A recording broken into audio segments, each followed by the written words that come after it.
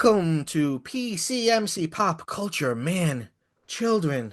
I know there's a man in the title, but this isn't a manosphere, maniverse. Uh, Manosphere. no, that's what they call like those like people who like listen to Joe Rogan and like Theo Von and like like these young guys who like listen to podcasts and get radicalized against women. That's not Oh, us. This is I'm just a soy boy. So if you're down with my soy ways, then you can stick around. If not, this is not the podcast for you. Uh, soy boy. I'm just a soy boy, and I'm here today with Nadia Kader, who's gender fluid. So that must very much anger you. Yeah, listen to my gender fluidity through the airwaves. Yes, can you feel it? Can you feel the fluidity? I heard a joke the other day, and I'm not taking credit for it. Also, I don't know if it's offensive or not, but somebody said I'm gender vapor. That's funny, right? That's not I, I offensive. like that. It's I just like. it's just an elements joke, or matter joke. Yeah, I don't think it's offensive. I think it's Yeah. a nerd. It's basically It's a nerd joke. Yeah, it's a nerd joke. Um, I'm gender plasma. So today, me and Nadia are here to discuss Companion from this year, 2025. Very different from last week's film, The New York Ripper, which is a film about violence towards women. And this is a movie about women doing violence. Refreshing. so here's a question that I feel like there's no way we could solve it. Yes. But is Iris a woman because she was designed to look like a woman? Does she see herself as a woman because other people perceive her as a attractive woman? That's very interesting. I Because think she's a robot. she definitely is treated like a woman in her spaces in her life. The not one of the non-robot characters, a female named Kat, says about her boyfriend, I'm just he doesn't think of me as a person. He fucks me when he wants, I wear what he wants, I eat what he wants, I show up when he wants. Um and she's an actual human. So I think That really bummed me out. Like I say, yes, yes. But in general, I think this movie has a very like I mean it's a horror movie and is it a horror movie? Yeah, I'd say it's a horror movie. It's a violent movie for fucking sure.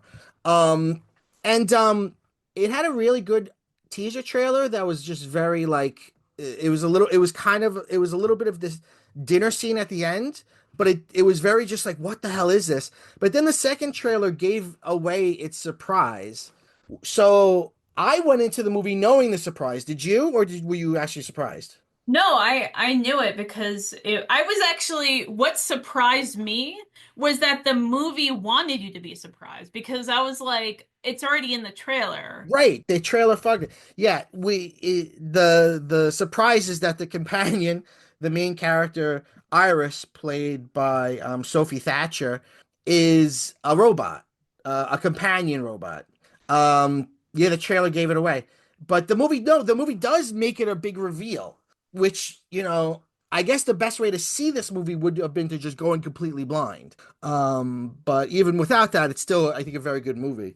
I think it still works without the surprise. Like I feel like if you knew, I think a more interesting surprise would be when Iris finds out that she's a robot 'cause she didn't know. You know what surprise actually really got me? Patrick. Oh, he was too beautiful. I mean, Really? I Harvey, was totally shocked by that.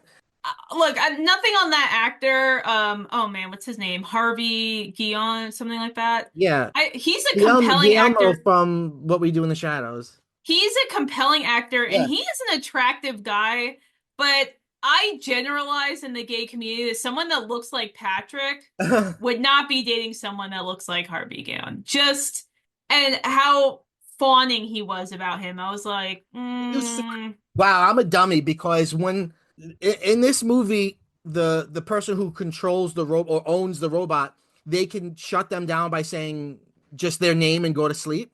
And there's a point where they're arguing. We'll get into it, but there's like a crime and they want to steal this money and they're like, "Oh, let's split it three ways." And then what's Harvey? What's his character? Eli. Eli. Eli's like, don't you mean four ways? And they're like, no, three ways. And then they're like, we're not gonna give him a share. He's not even a real person. And then he goes, Patrick, go to sleep. And then when you do that, their eyes sort of turn white. And I was shocked. I was like, whoa, I did not see it coming. It got me so good. But it was fun. It's good to be got. I was like, whoa, that was so cool. Like it makes sense after, right? But I didn't see it coming at all, man. I just feel like I've known enough, and I'm not saying all gay men are like this, but I've known enough superficial gay men who are very attractive Sure. of like you're in this culture, so you're going to be the hot guy. You're going to be with other hot guys. So like, and but like, I mean, I think Eli is really cute, but it's Yeah. also like, come on. Also, Patrick was perfect. He was gorgeous, and he cooked, and he was Yes. a wonderful like guest. I was like, this guy's too Perfect. amazing all around. Yeah, because I feel like I was like expecting Patrick to be either bitchy or dumb or something, and he just seemed to have it all, and I was like, Yeah. you ain't real. Yeah. Yeah. Because I feel like all the human characters had very obvious flaws, Yeah. except Patrick. Oh, yes, that's true. That's true. I'm dumb. All right. So this movie was written directed by Drew Hancock, who hasn't done a ton else. The cinematographer was Eli Bourne. Um, it begins with Iris. Iris is often dressed in sort of like a cute little bob and very like 50s kind of clothing. She's like walking in a grocery store, which I completely didn't realize until I think I saw it on IMDb that such a huge homage to the end of the Stepford Wives, which is that's how that movie ends with her going in the Yeah. um She also always wears headbands that I feel like is very old fashioned too. yes, she's got like a out of time feel to her. We see like the beginning is her in the supermarket and she meets Jack Quaid, who we talked about in our Tragedy Girls episode. He's got Quaid-face. I actually want to talk about his Quaid-face today because I've been Okay. thinking a lot about it and how it works cinematically. Jack Quaid is Josh, and we see their meet cute. He sees her and she sees him, and they're attracted to each other. And then he walks over to try to talk to her, but he accidentally knocks over all these oranges, and they go everywhere. And he kind of fumbles to pick them up, and then they both start laughing, and then they sort of meet, and that's their meet cute. But I wrote down her monologue, which is going through this whole scene, and it's what starts the movie. Most of the time, it's like there's this thick black cloud covering everything. It's like we see the world, but we don't really see the world, you know? We're all just stumbling around, directionless. No sense of meaning, no sense of purpose. I know that might sound super depressing, but honestly, I think it's a good thing because it makes us appreciate the other times. Those brief, transient moments is it transient or transcendent? Transcendent moments when the lights flicker on, the black clouds part, and you see the world for what it really is. And suddenly there is meaning. Suddenly there is purpose. And if you're lucky, you'll experience this once in your life. For me, it happened twice. The first was the day I met Josh, and the second, the day I killed him. And then it cuts to the credits. And the credits are like on this sort of like pink background where there's like blood splashing. It's such a cool opening because that's all we're hearing that as the meet cute happen. It's also very like hyper feminine, those colors, and that you wouldn't associate necessarily with that violence. And she says, I killed him, as in, like, okay, clearly not an accident or anything, right? And you're like, what's gonna Yeah. happen? It's a And great yeah. opening. And it's a bit and as per her speech, it's like this transformative moment for her. It's really fascinating. Well, I think it also ties back to that Stepford Wives. The movie Yeah. starts where the Stepford Wives end. So it's kind of like Wow, yeah, so kinda, this yeah. yeah, so Stepford Wives is about a woman who very like over the course of like loses all of her identity outside of being a wife and mother and Yeah. her agency, whereas this person starts off with no agency and no sense of self outside of being the girlfriend of this amazing guy, and Wow. then slowly becomes a real person. The Stepford Wives is about a woman becoming a robot, and Companion is about a robot becoming a woman. Yeah, that's fun. As I like that. wait, so I'm getting old grad school now. That makes me think of Simone de Beauvoir, right? Didn't she say, I'm gonna get the quote wrong, but didn't she say like female is always becoming woman? Like Hmm. she I think she was talking about performativity, like you're always playing as woman. I might be totally wrong about that quote. I'm pretty sure that was Simone de Beauvoir. I mean, you're probably right. I didn't read enough of her to remember Me anything. neither. I think I just know the stupid quote from probably some secondary source. Um, like all my Moby Dick knowledge, and Shakespeare knowledge comes from Star Trek movies. Yeah, yeah. It is, now that we're thinking, right? Now that we're riffing intellectually, this movie actually would make a good companion piece with Barbie. Oh, Because okay. that's a movie about a woman. I mean, that's about a doll becoming a woman, or somebody who is imaginary version of a woman becoming a real woman, right? Because if you remember, Barbie ends with her going into a gynecologist's office and making an appointment. That was She's really grown a funny. vagina now. She was really excited about that too. Yeah, yeah. Um, when I was thinking of this movie, and not, I really wasn't trying to make a pun of companion, but I couldn't think of another word. But I was thinking of like Ex Machina, Oh yes, and I have not seen that movie. Since I could be wrong, but I think I saw it with you in the theaters, and I was like blown away by it. And thinking yeah, about, maybe I don't remember. Yes, yeah, I certainly remember talking to you about it when it came out. yeah. It definitely go. It has almost the exact same. What do you call it? Oh my God, my brain is not working today. What happens after the climax? Denouement? I I What's? think. Oh my I God. don't know. What do you? What's like the end? What? I'm gonna Google what happens after climax, and it's gonna say something dirty. Yeah, honestly, I'm just getting like sex stuff when I try to Google it. So What do you call the end of a book after the climax? I think it is denouement, the act of untying. Huh. Denouement, yeah. All right. I was Yeah, right. you're right. You're good. It has the same. I'm not cutting any of this out. It has the same denouement as Ex Machina of her putting on clothes that she gets from the closet and going out into the real world now with part of her robot body showing and her feeling okay and proud of that. I mean, exact same. It's the exact same ending. Man. Oh, okay. Wow, I didn't even think about that. I was just, but now that you're saying it, yeah. Whoa.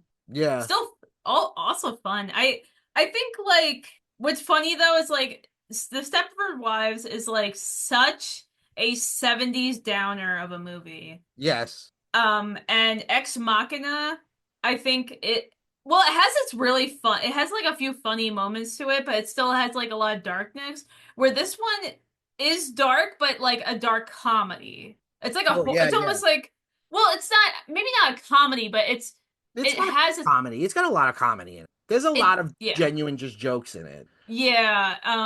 So it takes like a lighter side to things. Like I feel like Yeah.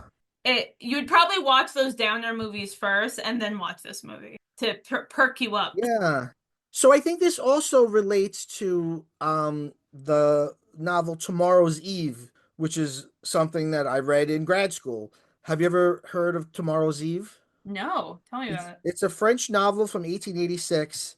I can never say the title. I can never say the author's name. It's like Auguste Villet de Isle Adam. Um, the sort of chestnut thing is that it's famous because it coins the term android. Comes from this book. But this book is crazy. It's about a guy who falls in love with a woman, but he hates her entire personality, which means that's not love. But he goes to his friend. This is true. Thomas Edison. Thomas Edison is in this book as a character.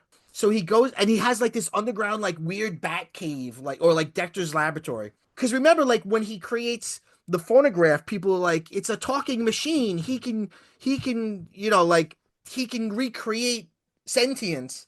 So the character goes to his friend Thomas Edison, named Thomas Edison, and says, "Oh, I've got this problem. I'm in love with this woman, but I actually hate her, but I just like her body. Can you help me out?"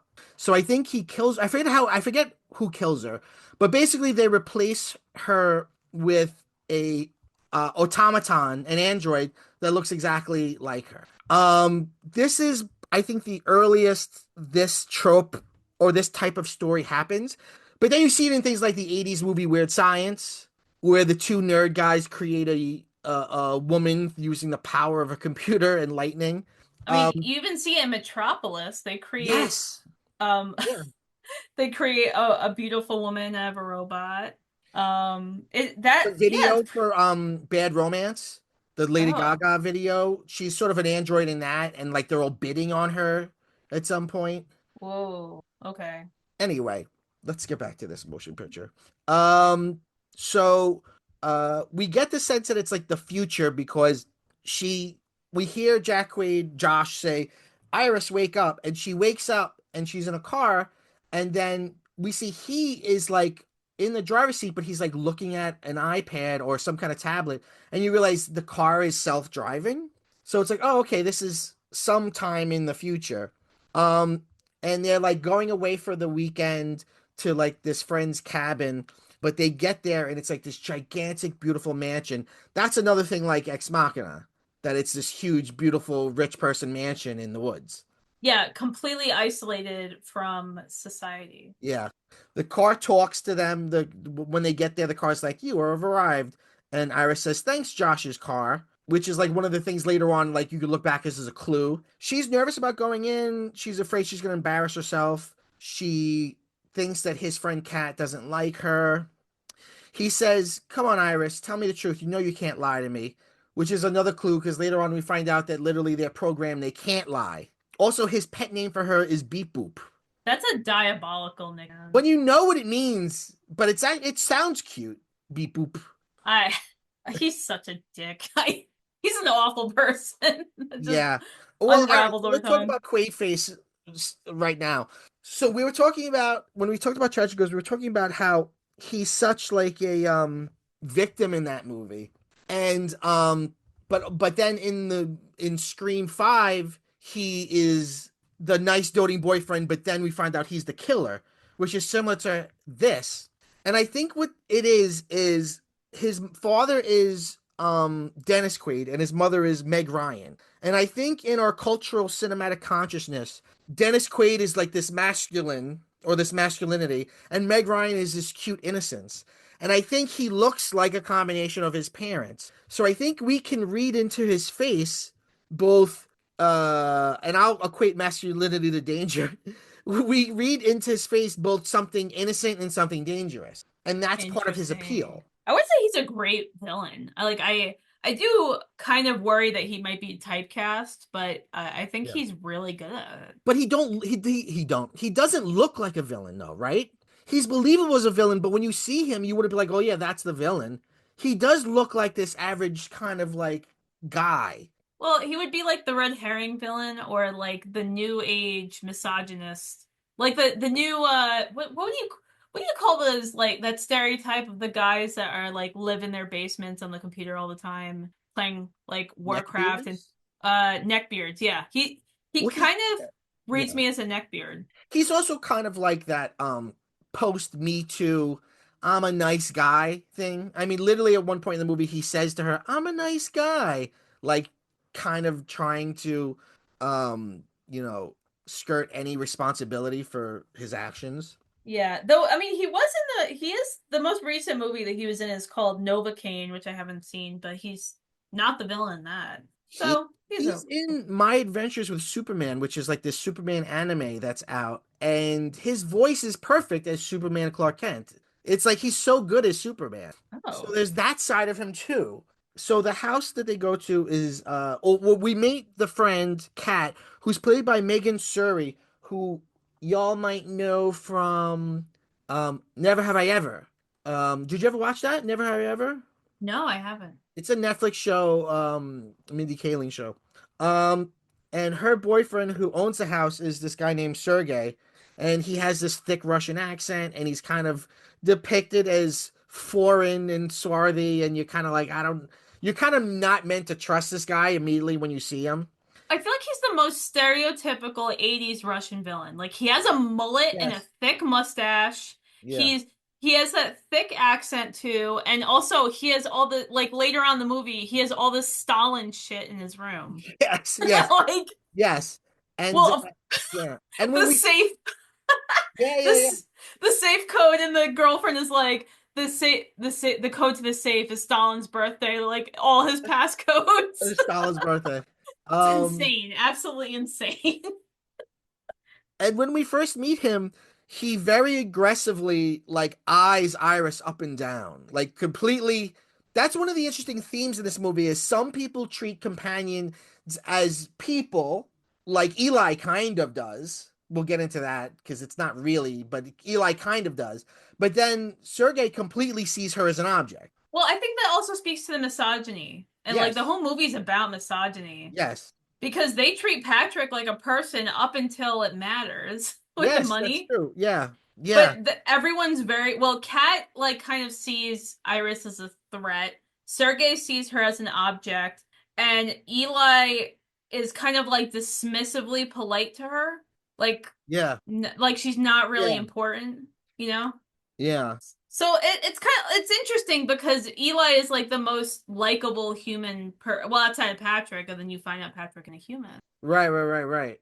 But it kind of the movie almost posits that the robots are better people than the people. Yes, yes. Sorry, I didn't mean to take that away No, from no, no, you. no, no, no. It's all good. IMDb called this a clue, but I just call this contemporary filmmaking. Iris is taking a shower, but after the shower, she still has full makeup and lipstick. Like, yes, that's a clue, but also all movies do that. All the Um, time. yeah. Oh, so they have dinner made by Patrick, and at dinner, Patrick tells the group of the story of how he met Eli. He was at a Halloween party, and Patrick stepped on Eli's dinosaur tail. He's just as a dinosaur. And then Eli took the dinosaur hat off or face off, whatever. And he said, I realized I was looking at the most beautiful man I've ever seen. And then Josh makes a joke about that. So Iris then asks, when did you know that Eli was the one? And Patrick says, right then and there. And then she says, there's this piece of you that you didn't even know was broken, and suddenly it's fixed. And you're staring at this stranger, this person you've never met before, and you know that for the rest of your life, you'll do whatever it takes to make them happy. And the rest of the group kind of seems weirded out by her sort of weirdly sincere monologue. Sergey uses this electric wine opener, which comes into play later on. Sergey's talking to Patrick, and Patrick's like, "I love being in your house," and he like, "How did you get this? If you don't mind, if I ask?" And he's like, my work is not very clean. I get my hands very dirty," which is funny because later on, we find out that he's in fact not the criminal that we're told he is. He's a sod farmer, which is funny. I get my hands dirty. I mean, it sounds so dark. He's like a Yeah. sod farming salesman or whatever. Oh my God. Um, Iris talks to Kat, and Iris like really wants Kat to like her and be her friend. And Iris says to her like, "Oh, I think you're so brave. I wish I had your confidence." And she says something like, you don't like me." And then Kat says, "You make me feel so replaceable." Yeah, it's Um, like I have the whole quote if you don't yeah, mind. yes, It's not that I don't like you, Iris. It's that I don't like the idea of you. When yeah, I look at you, I feel so replaceable. And at this point in the movie, you're not really sure, or if you don't listen to this or watch the trailer, you don't know that Iris is a robot. And it also speaks to like women feeling like they're incompetent or put in a position where they have to be competitive yeah, with each other. And Kat is in that position too because she's in and she knows it and she admits it. She's an accessory to Sergey, but she uses him for his money. yeah, And then it's like, oh, like what can I do? Or she doesn't say this, but you could think it of like, well, what's the point in me then if he could just buy one and make the woman that he right, wants? right. It's very depressing, Right. like But what's thought. interesting is Iris's attraction to her that independence. She says about Kat, I wasn't built that way. Something inside me feels like it's holding me back, which we find out later is, when she says I wasn't built this way. But at the time, you think she just means like it's just, she's just using figurative language. They Well, have a I little, think she yeah, thinks it's figurative language, but it's right, literal. right. We find out later on that these companion robots don't know they're robots. That's sort of part of it. They believe that they are real people. that are in love with Yeah, the the because love with that's also the thing is like you create a love link right, as part of the starting and reading the user agreement right, right, of your right. sex bot. That man, have you I don't mean for this to get too dark, but have you known like women in abusive relationships, like emotionally abusive? Because Yeah. everything Iris talks about Josh, I've seen that in real life with people I've known in the past, and Uh-huh. it was that kind of like really was jarring to me to see that in a robot, you know, because the robot is also, I mean, if we look at like the ethics of it, they're made to believe that they're people, that they Yeah. feel love, but they're treated like objects. Right. Right. Yeah, Yeah, it's fucked really, up. it's fucked up. The whole thing is like fucked up because even the later on the technicians that bring the robots to the people, Yeah. like they are so out of it. Like they Yeah. are so what do you call it? They like dead Indifferent. to indifferent, but also more like it's almost like a form of protection in a weird way. They're It's like like, Apple geniuses, you know what I mean? They're like tech guys. They come in, they don't they completely see them as like hardware for them to fix and work on. well, I also saw it as like they had to because they talk to these bots almost like they're people, Yeah. but then they have to keep that distance because they know what they're used for and how they're abused. Like even at the end when the Yes. two techs are talking, they're like, "Oh, this is really you don't see the fucked up shit these people do to these things. Like they shoot Yeah. at them, they drag them with their cars. Like why do they do anything? They It's lock them in basements and torture them. It's yeah, very dark. it's kind of like there's a word for it when you're like you're so distant you like kind of disassociate from like because it's a part of your role. What is that Um, term? I don't know, but can I tell you what it made me think of? Okay. There's this, have you ever heard the concept of the empathy circle? No, tell me about it. It's something that comes up a lot with vegetarians, or vegans. An empathy, supposedly every person has an empathy circle, right? And everyone's empathy circle is different, but everyone has one. So like someone's empathy circle might be, I care about what happens to my brother, my sister, my mother, my father, but I don't care what happens to someone in another country, right? The circle inside the circle is who they have empathy for, and outside the circle, they don't. It doesn't mean that they hate them or want bad things to happen to them. It just means they don't have empathy. They are not feeling with them. They're not feeling for them. Vegetarians have slightly bigger circles because they put animals in the circle, right? It's very easy for even the most moral, nice people to eat meat and never sort of close that cognitive dissonance of I'm eating an animal that may have been tortured in its the manufacture of whatever. But then this movie brings up this concept of AI, which they never used the term AI in this, but it is AI, and it made me think of this concept of like, are we gonna have a point where like we have our circles expand and we do have artificial intelligences in our circle. Like in Star Wars, one of the big differences you see between the good guys and the bad guys are the bad guys treat droids just as slaves, whereas like the good guys treat them as friends. Okay, interesting. I took it like I took the text as almost like a medical kind of detachment or apathy of Really? like I have to put this wall up because I have to deal with people doing the most depraved things Oh, well, to that's like a these. real doctor or nurse. That's what I took it as like the technicians are more like yeah, they do these fucked up things to Yeah. this and this is just part of the job. Even in my work, which is human and social services, um, I care greatly for the people that I work with, but I also have the, maybe robotic ability to switch it off when I'm off the clock.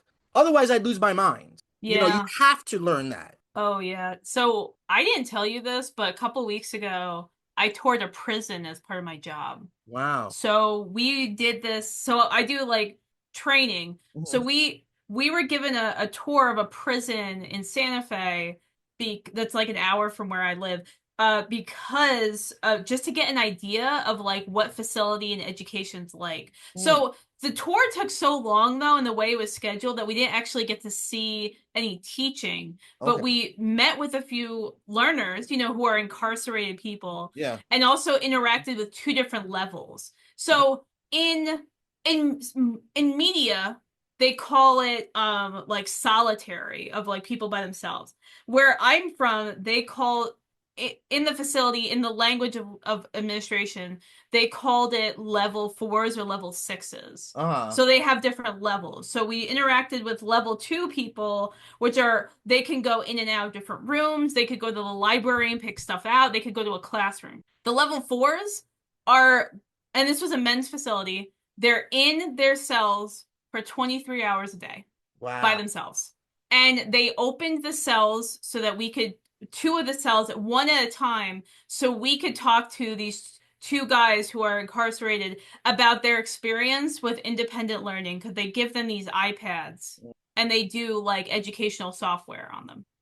And the reason why I'm bringing this up is because I was so removed from this reality because we've never seen like we don't interact with these prisoners. It's completely And out of our empathy circle. We don't think it about prisoners. you don't think about it, but like that's a reality of like these guys spent 23 and whatever they done. I don't know and I'm Right. not going to ever ask, but there was something so disturbing about it.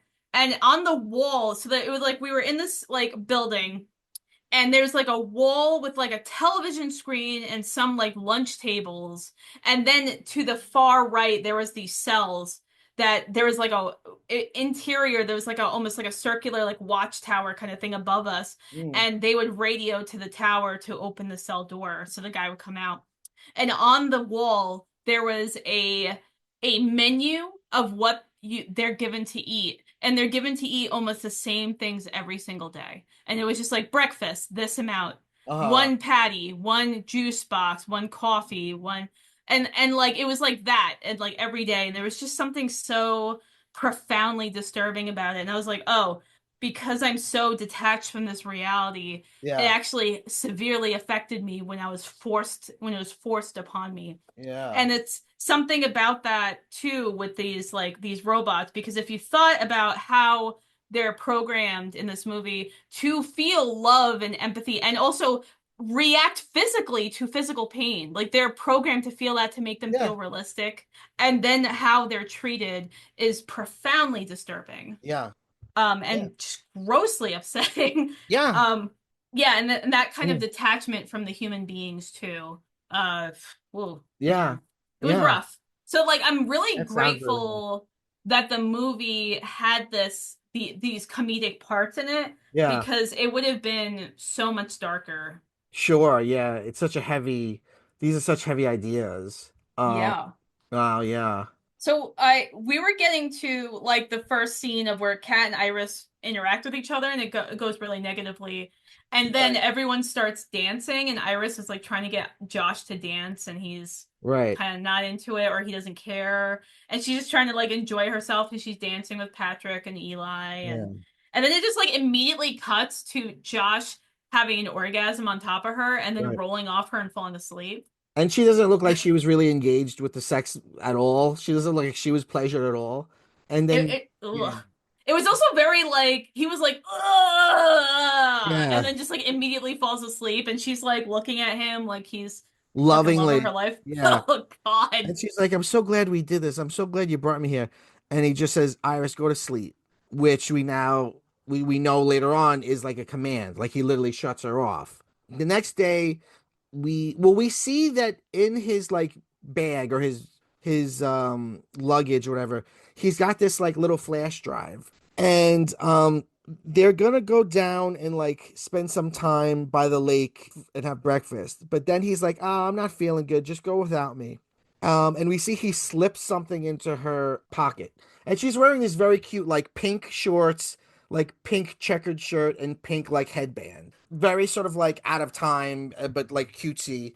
So she goes down to the lake and she's just looking at the water. And then Sergey comes and he's being sort of like weird and lascivious. And then he's like, "Hey, can you put lotion on my back, and she's like, oh, okay. And then he grabs her hand, and he's like starts to pull her towards him, and he's like, it's okay. Kat gave me permission. And she's like, I don't want This this. is what you're built for. That's Yes, what he this is says what to you're her. built for. And he tries to he just grabs her. We don't see what happens until later. We next see them all the other people all sitting inside talking, and then she sort of just she's walking in and she walks into like the foreground. We see her hand in the foreground, and everyone's like, holy shit. And then we see a close up of her and she's just got blood all over her face. And the thing that was slipped into her pocket was a knife. We then see flashback of like he tried to rape her and she killed him. She killed Sergey. He's also it's like 8 in the morning or something, right? Yeah, And he right before he tries to assault her, he's holding like a bottle of vodka. It's like yeah, the most bizarre kind of the movie like really wants you to think he's a bad guy. I'm not saying he's a good guy, but I don't know. I guess I wonder about who is really the evil here, yeah, yeah, because it's also like I'm not saying like I'm not standing up for this guy at all, but he treats her like an object and very much of like this is what you're built for. You're basically a sex doll. right, Whereas like Josh has her believe that he is the love of her life right, and doesn't like physically assault her, but basically he has her in this like emotional right. like Well, her abusive. whole life is gaslighting. Her whole existence is gaslighting. He's Yeah. gaslit her into believing she exists and has a memory of a life before even meeting him, which is all implanted. And later on, when she sees he has a control panel of her. Yeah. It shows that he has her intelligence really low. Yeah, down to 40%. It's Which is fucked. it's fascinating. It's so smart. Um, she says something crazy when they're all like, "Oh my God, Iris, what did you do?" She says, because at some point he's choking her before Sergei's choking her before she kills him, and she says that if Sergei killed her, it would take her away from Josh, and that hurts more than the pain of being choked. So like she's there, she's so single-minded about like her devotion to Josh. Josh says, "Go to sleep," and her eyes turn white. And for those of you who haven't seen the trailer, this would be a big reveal moment for you that she's an android. Oh, she's a companion, sex doll, fuck doll. They call them a bunch of different things. Fuck bot. We hear when she's out. We hear humming in her head, which I think implies that she dreams. And there's also earlier on they talk about dreaming. When she wakes up, he says like, "Oh, were you dreaming?" Which makes me think of Philip K. Dick's "Do Androids Dream of Electric Sheep?" She is uh, uh they're like, okay, we have to shut her down and call the cops. So Josh says to Eli and Kat, can you just give me a moment alone with her? I want to say goodbye to her. And she's tied to a chair, and we learn that she can't lie because it's against her program. And he says, I just gotta rip the band-aid off. You're a robot. And then he goes, well, you're I hate the word fuckbot, but he says it. She kind of goes by Isaac Asimov's three laws of robotics, which are number one, a robot may not injure a human being or through an action allow a human being to come to harm. Two, a robot must obey the orders given by a human, except where such orders would conflict with the first law. And the third law, a robot must protect its own existence as long as such protection does not conflict with the first or second law. So she kind of follows those rules. But as you said, we learn that they call them phones, but they look like big tablets. That on his phone he can control her everything, her eye color, her hair color, her voice, the language she speaks, how smart she is, how strong she is, everything. He completely has, and like you see like on his phone, it's like an app. Like he could just like move the bar this way or that. Like he just drags his finger and he makes her smarter or whatever. Um, she's like, but I have memories. I've been to Japan twice. I had a childhood. And he's like, no, those are just implanted. And she's like, but what about when we met with the oranges? And he's like, yeah, that didn't happen. I actually just picked that from a drop-down menu of meet cutes. It could have been anything, but that was the one I picked. And then he goes, do you want to know how we really met? And then we see a flashback of him just like in his apartment, and these guys come and drop her off and like teach him how to use her. And they're like, yeah, when you turn her on, you've got to like do a love link with her. She's got to fall in love with you. If you want to reset her, press behind her ear for 5 seconds. You know, he does the love link. She has the idea of she has like the experience, I guess, of the meet cute, and then her eyes like turn human because they're like black at that point, and she sees him and she's like, "Hey, you," and then they're together, and then immediately he goes and fucks her because that's the whole point. It's like while he's waiting for her to reboot, he's like picking his toenails like in the He's living just a room. It's like, gross asshole. yeah, Yeah, yeah, they make it like as gross and like unromantic as possible. Like he's in his boxers just yeah, while these guys come in with this shit. yeah. It's really gross. We find out from one of the technicians that delivers her that I guess in this world laws have been passed and they're not allowed to make companions that could be too smart or too strong. And they're not allowed to hurt anyone or lie to anyone. So what we find out is the little flash drive that he had was a way of hacking into her system and being able to get to settings that you don't normally have access to. X. And Eli goes, "You jailbroke your sex bot." And that's what it is. It's like jailbreaking a phone. He jailbroke her and made it so and turned her aggression all the way up and her strength up and took away the thing that would inhibit her from killing. The whole plan we now find out is um, they want to steal Sergei's money. It's a plan that he has with Kat. The first time I watched the movie, I thought that they were a couple, but the second time I realized they're not. I think he likes her, but she's just his friend. They're just She yeah, I think he's really into her, yeah, but and she's repulsed by him, but uses him to get what she wants. yes. Because she Um, lies and says Sergei's a bad guy. He's a drug dealer and a gun and arms dealer, and it's we shouldn't feel bad about stealing his money. And then we find out that's not true. He's a sod well, farmer. that's the what makes that worse actually was like she was like, I didn't lie to you. You just assumed he was in the mafia and I did not correct you. And it was Yeah, like, oh my God. Like she's so manipulative and hateful. yeah.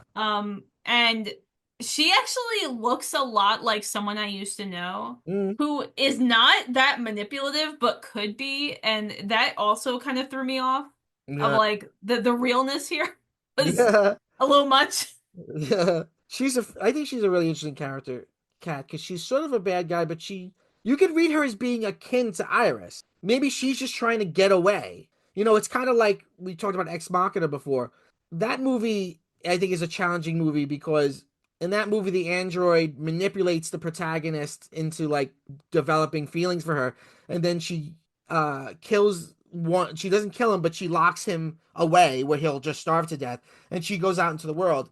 And some people see the ending as, oh my God, what a cruel ending. She's evil. But then some people are like, no, she's a slave and she used this guy to get a crush on her to get away from slavery. It's very challenging in that way. There's also, when he's telling her she's not real, there's this very sort of real pathetic, like she's freaking out.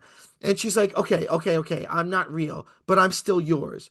We could go home right now and go back to normal life. She so is programmed to be obsessed with him that she's like, we could still do this. Which is that in itself is upsetting because the whole plan was to blame the murder on her so they could steal his money. So Yeah, he was yeah, and he fucks her one last time essentially to just throw her to the right, wolves. right. There's there's a real coldness there. But bringing up the empathy circle concept, he does see her. Obviously, he's a shitty partner, right? But he does see her as alive, right?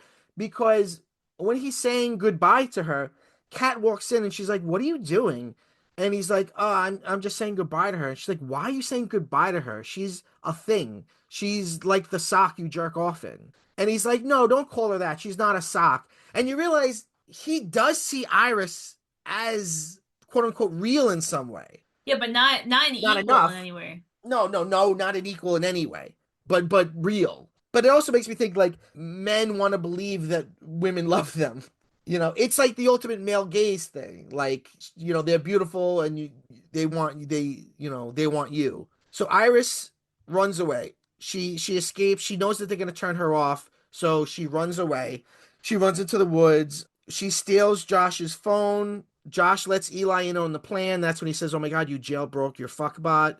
They say, "Okay." They let Eli in, and they're like, "Okay, you could be part of the plan now." This is where they have the thing where they're like, "Should it be three ways or four ways?" And then we find out that Patrick's also a companion. There's a gun in Sergei's safe, so now we have a gun introduced to the story. At one point, they're like, they're like, "Look, we know you really like Patrick. God knows you could have traded him in for a newer model." And Eli's, "Are you robo shaming me?" And there's this, well, okay, we'll get to it in a minute. But they decide to all go out and try to find her. She is playing with the phone and she turns her intelligence up to 100, which the technician early on says 100 kind of equals like a Harvard graduate. Like nothing super, but very smart. When she sees that she was on 40%, she disappointedly goes, "Wow, Josh." Which is so amazing to think about. Like he's such a little man, he keeps her at 40%. You know what I mean? Like he could keep her at zero and just use her as like a doll, but he makes it 40 instead of 40. It's just weird. She then, now that there's this moment when she puts herself up to 100, we hear this sort of ethereal music, and it fades to white, and it's almost like she's being reborn because she's smart now, and she starts imagining these different scenarios of how she might try to run away and how they might work out or not work out, which sort of implies that she now can think through something and think of its consequences. She uses the phone to get to Josh's car. Oh, we learned something really interesting, which is Eli is with Patrick and they're looking for Iris.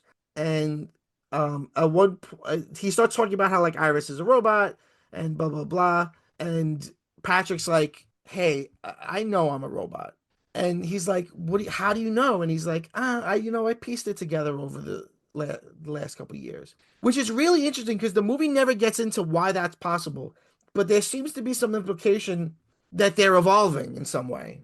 I also wondered the timeline because I wonder if Patrick figured out because he's been with Eli for so long that he could learn over time where usually these bots, because they're treated as Oh, maybe. disposable, Yeah. Maybe. they're, Yeah. you get a new model, like a new Yeah. phone every like 2 years or Yeah, yeah, yeah, something. absolutely. Yeah. Eli says to Patrick, "I love you." He goes, "Fuck you, Dad. I'm in love with a robot." And like, it's interesting because it's obviously um not a true free relationship because one has complete power over the other, but you get the sense that Eli and Patrick are connected in a way that Iris and Josh aren't. Not that Eli is like this great guy, but at this moment when Patrick says, "Yeah, I know I'm a robot," and like there are no more secrets between them, it seems like it's going to be this next point in their relationship. I actually wondered if that also had to do with gender. Hmm. Because like I said a little earlier, the cast treats Patrick differently, even though technically he's a fuckbot like Yeah. Iris is. So I Yeah. wondered if that had to do with gender of like they're kind of, because they're both male, Right. they're seen on a little more equal footing than Josh and Iris, where Iris is just his sex Right. bot, you That's know. interesting. That might be very true. So Eli tells Patrick he loves him, and then he says, "Can you feel how much I love you? And how does it feel?" And then Patrick says this really interesting line. He says, "I don't know how to describe something like that. It feels like pain, like the inside of my body is on fire, and it's angry and violent and bright." What did you think of that line? Because I don't know how to interpret it. I see it as kind of two different ways, and I don't. But I'm interested in Huh. how you read that line. I read it as really intense, and I couldn't tell if it was like almost like Patrick wants to kind of break away from his programming but can't. Hmm. Or is it that the way that they're designed is that they have to be all consuming about this other person, and Yes. being Yeah. all consuming kind of counteracts with that I'm learning over time Yeah. thing.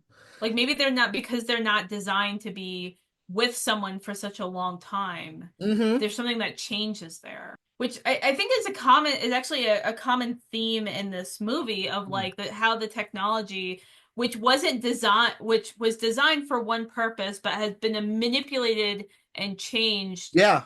to suit the needs of whoever's using it. Right, right, right. Because I think about like just in general the sex box obviously, but Yeah. also Josh's car and how Iris manipulates the car Yeah. Oh to yeah. and the phone too. Like she manipulates her own voice so that the voice activation works. When Eli dies, Josh flips him over and takes his phone and has him on dead Eli's face so that he can use Patrick and Wow. reboot him. Yeah, yeah, yeah. Yeah, so like the self-driving car, even Iris manipulates her own programming of like I can't lie. So she thinks of a way to get around that, which is changing her language to Yeah. German so that the person she's interacting with doesn't even know Right. that Very she's funny scene. yeah, funny and dark at the same time. Right. She runs away with Josh's car, but Josh reports it as stolen.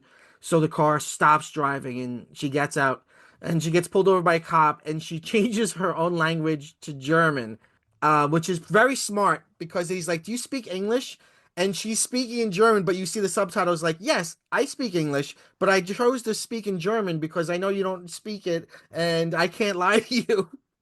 It's very funny. Well, at one point, there's something really funny line where go back to you where you was about that line.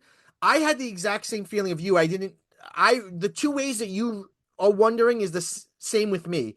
I couldn't figure out if it meant that they do have this all-encompassing obsession, or that that burning angry feeling is actually something inside them revolting or trying to break away from that bullshit programming. Either is interesting, but I am interested in this idea of like they are evolving. They're doing things that they weren't programmed to do and you know acting in ways that are surprising. At one point, Josh when she's in the car, Josh calls her and he's like, "Hey, I'm sorry, beep boop. We can still be together. Why don't you come back and we could work this out. We could go home." And then she goes, I really love you, but you know, you controlled me and had me murder someone. It's really hard to come back from that. I don't think it's gonna work out. And he's like, "Are you fucking breaking up with me?" And she's like, "No, Josh, it's not you, it's me." Which is so funny because she still loves him, but she knows that she's programmed to love him, but she's deciding to not be with him.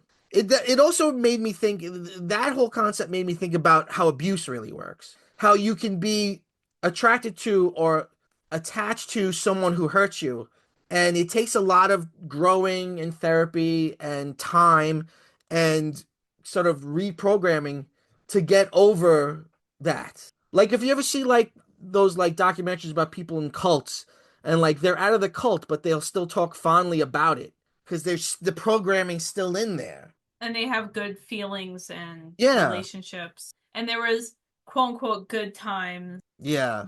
Though I think in this case it was all program memory is not Yeah. anything really Right. great about him or Right. stuff they Right. did together.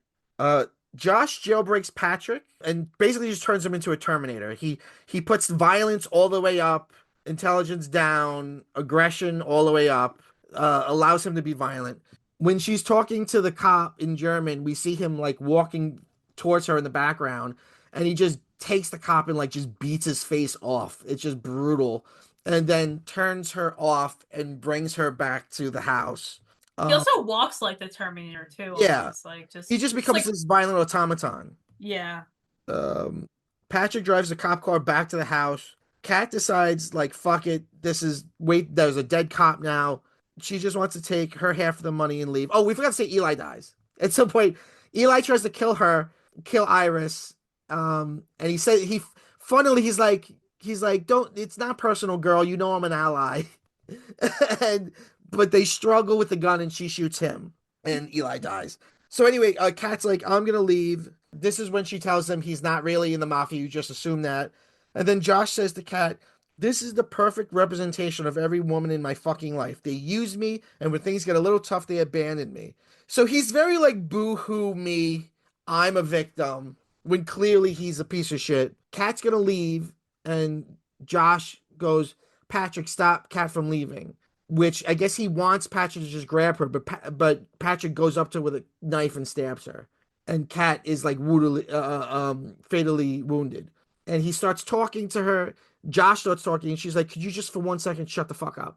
And then she goes and slowly like sits on the couch, and she sits next to Iris's body, but Iris is turned off, and she just like slowly just looks out the window, and she's like, "Oh, it's gonna rain," and then dies. And it's usually because in that moment they juxtapose her really hard with Iris. She's dying. She's next to Iris. They're both on the couch.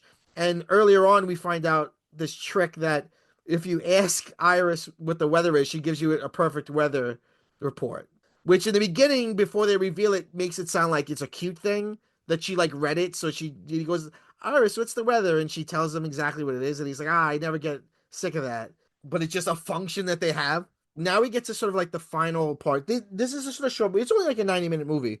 Patrick, like you said, Patrick makes, sorry, not Patrick, Josh, while turning Patrick into like this Terminator, makes him love link with him. So Patrick now is like in love with him. So Iris wakes up and she's been redressed and she's in different clothes and she's handcuffed or tied to a chair.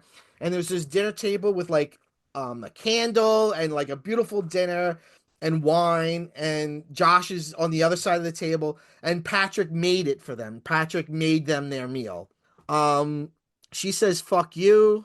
She tells Josh, "I just wanted to live," and he goes, he's talking about like whether she's alive. He's like, "Do you think your life is more important than Eli's?" Josh says, "You are the cause for all of this," and then she says, "No, Josh, your greed caused this." And then Josh says, "This is all." I want to read this all because it's just such good dialogue.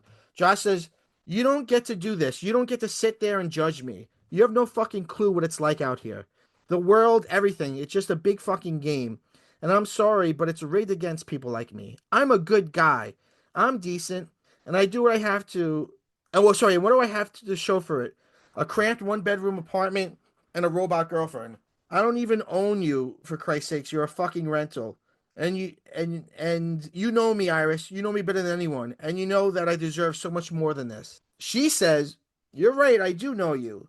I know everything about you. I know you take almond milk in your coffee. I know you like your bed sheets untucked. I know your favorite hobbies are bar trivia, video games, and prattling on endlessly about everything the universe owes you. I know that you always need to be in control. I know that you have a below average sized penis. And I know that you think having a few $1 million will disguise the fact that you are just a sad, bitter, weak human being." Awesome. Beautiful scene. Incredible. Icon. Um, Josh turns her intelligence all the way down to zero.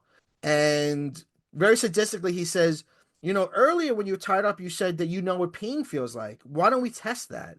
And he tells her to put her hand out straight, and he puts the candle under her hand, and it's burning her hand. And we see that she feels pain. She's crying and like kind of shaking, but she can't move her hand. And the plastic starts to burn off her hand, and you see the metal underneath it. Um, the the company that makes the companions are called Empathics. They call and he's like, "Oh my," he like puts on a voice and he's like, "Oh my God, thank God, you gotta come and get her. She killed all these people. I don't know what's wrong, blah blah blah." Her arm is set on fire. Josh says to Patrick, "Give her a gun." He tells her, "Put the gun to your head and shoot yourself." But in a really amazing moment, she's going to pull the trigger and she hesitates, which again is one of these things where I'm like, they're evolving. Like, even though she should completely just do what he says and shoot herself, she hesitates and tries to stop it. But she does it anyway, and she shoots herself in the head and, is destroyed. The guys come, and Patrick is dressed like a cop. We learn that they're buying the whole story, and they're gonna like the two technicians are gonna like bring her away. And he's like, "Yeah, anyway, when we bring her back to the lab, we'll just scrub her memory and check for any issues." And he's like, "What do you mean?" And he's like, "Oh yeah, everything that a companion sees is recorded." And he's like, "Oh, but how can you get that if she blew her head off?" And he's like, "Oh well, her brain's not really in her head. It's actually up there is just sort of Wi-Fi and stuff. Her torso is where her main operation is, and her torso is totally fine. So we could totally get all the information out of her." And he's like, "Oh, okay." And that's when the two guys go out to the car. They have that conversation of like, the younger guy on the case is like, "Do you believe that?" And the older guy's like, "Oh no, he jailbroke her. This guy's totally fucked." And that's what they talk about. Why do they do that? Why do they torture them? Whatever. And then they see Patrick, and Patrick kills them or tries to kill them. The younger guy runs away. He's gonna kill Patrick. Is gonna kill the younger guy, but then Iris, who's rebooted, she was being rebooted in the van. She comes out with like a cattle prod and tries to stop Patrick, and then she says to Patrick, Patrick sees the dead body of Eli out there. And she says, "Remember Eli? He's the one you really love. You don't really love Josh. He's using you." And then she says, "Remember love? It feels like pain, like the inside of your body's on fire." And then Patrick sort of his like you start to you see his memory of when he meets Eli, but then you see the same memory and it's Josh underneath the dinosaur costume and it's flipping back and forth. And then he's like, "Oh yeah, I do love Eli." And then he kills himself. He takes the cattle prod and puts it under his chin and electrocutes himself and kills himself. Yeah, that was dark, man. Yeah. But It's still amazing, right? What's happening to that movement? Are they evolving? Like what? Like is like you said it's because it could be because he's been around for a long amount of time. But even that, if that's true, they're still doing things that are beyond their programming. yeah, um, yeah, I don't know. It was fascinating. I like the part when Iris tells him what love is, and she's just like, and you know, Patrick, I can't lie to you. It's like Yeah. she's using her Yes. own programming to, I mean, she's essentially manipulating Patrick, Yeah. but for her own Right. survival. But it's again that sort of use of like, what's the loophole in this technology to use it to my benefit? Yeah. Which is a common theme. Yeah, so she finds the younger lab technician. And she's like, Right. I need you to do something. Right. She then comes inside and Josh is there and she starts talking to Josh in all these different voices, the voices of everyone else. Um and she says the technician from Empathics gave her total self-control. So she's like I and he's like, "Why'd you come back here?" And she's like, "I came back here to tell you that you have no control over me anymore." And she shoots at him and he goes, "Oh my God, you almost shot me." And she goes, "I know, I feel terrible about it." And then she smiles and she goes, "Look at that, my very first lie." Um, but this is when it gets again, this is dark, but I think it ends triumphantly. He tells her, "You know what? You won't hurt me. Whether you have total independence or not, you love me too much." And then he starts like beating her, and this is pretty triggering, right? It looks like domestic abuse. He starts hitting her and pushing her around. And he seems to enjoy it. That's like the Yes, sick right. part. Josh says, "I don't need a gun to control you. I'm part of you. You think I'm nothing? I'm everything to you." He gets on top of her and says, "I want to hear you say it. I want to hear you say I'm everything to you." And he says, "Say it. I don't care if it's a lie." So she says it. He points a gun at her torso like he's going to kill her. And then she says, "Go to sleep, Josh." And she hits him in the side of the head with the electronic wine opener, which fucking drills a hole into his fucking head. And he falls down dead. And it's awesome. It takes out part a little brain matter Yeah, too. it's fantastic. And then we hear the same voiceover from the beginning about, all that stuff about life and having meaning and the great moments in your life. Um, she takes the money and leaves. We see her taking a shower and she rips the like melted flesh off her hand and she has like the Luke Skywalker like robot hand and she sort of like is playing with it and likes it. She takes all the money. She's the only one left with the money and she leaves and she drives away. And as she's driving away, she sees in another car a guy and a woman who looks exactly like her but with blonde hair. And she waves at her with the robot hand. And the other woman's like, "Huh." And that's the end of the movie. She's also like part of that monologue. She changes her clothes, and she's Yeah. not wearing those like cutesy feminine outfits. Yes. She's wearing like a leather jacket and Yeah. pants. So it's kind of like her. That's her taking her agency. Yeah. Yeah. Despite this movie's darkness, um, I think it has a really great ending. I think it has a triumphant ending. It's the ending that Mm. you wish Stepford Wives had. Stepford Wives has that very downer ending of the villains win and our protagonist is basically killed and replaced. And in Can you this, can you yeah. think of a 70s sci-fi movie though that doesn't have a downer ending? Yeah. Because I cannot. Well, that's the thing, right? You've got the Cold War and Vietnam and, the assassinations of all those peace respectful people. It's like they say, like it's never sci-fi is never about the future. It's really always about the exact moment where it's made. Right. You know. Yeah, and I think this movie Companion is very much of like this is a time where women really need to have agency and take agency. And I think it's great. I love this movie. Me too. It's very much like it's like the Stepford Wives for the post Me Too world. And I don't want to talk about Me Too in a cliche way because obviously it didn't. The world did change, but it also didn't change. A lot of the structural inequalities that are built into the system are still there. It's not like we're cured from it, but it was a huge turning point, at least in terms of consciousness. And I think that's what you see. Like what she reveals is that Josh isn't this nice guy. He gets off on manipulation. He feels like the world owes him something because he's pathetic, and he turns around and tries to turns that into control. Had I also think that's why he never put her intelligence to zero. It's like he needed to feel like he was important and smarter than Well, it's like he where. says at the end where he says, "I don't care if you lie to me, just say it." Mhm. He just say that I mean the world to you. So, have you seen? Do you watch Black Mirror? I've watched a couple of episodes, but I haven't kept up with it. Did you see what episode is it? It's from season 4, the USS Callister. People refer to it as the Star Trek episode. No, I didn't see that one. It's really good. I would suggest you see it. It's another thing that could kind of be a companion to this.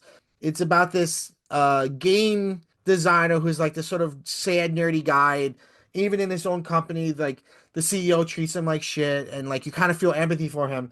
And he created this virtual reality video game that's like very, very realistic when you're in it. And he he he has there's this girl who works at his company that he finds attractive, and he steals her DNA from like a coffee cup, and he's able to like recreate her in the game through her DNA, and he makes that version of her like a slave. And he was like inspired by a very Star Trek coded show. So in his game, he's like the Captain Kirk, and they all have to like play along like he's the captain in this fantasy, and she keeps trying to like run away, but he does things like when she's resistant, he does things like remove her mouth so she feels like she's choking. He says like I could keep you like this forever, an eternity of you choking for air.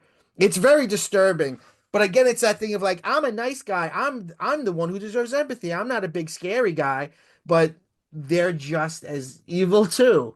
Oh man, that's dark. Yeah, I would check it out. I'm not, by the way, a fan. Not that I'm against it. But I'm not an avid watcher of Black Mirror. But after I watched the original Star Trek, I went back and wanted to see that episode. Um, and it's really interesting. I'll definitely check it out. I feel like just in general, Black Mirror just felt very cynical Sure, yeah. and I that's why I was like, the world is awful enough. I don't need my Uh-huh. entertainment to be awful.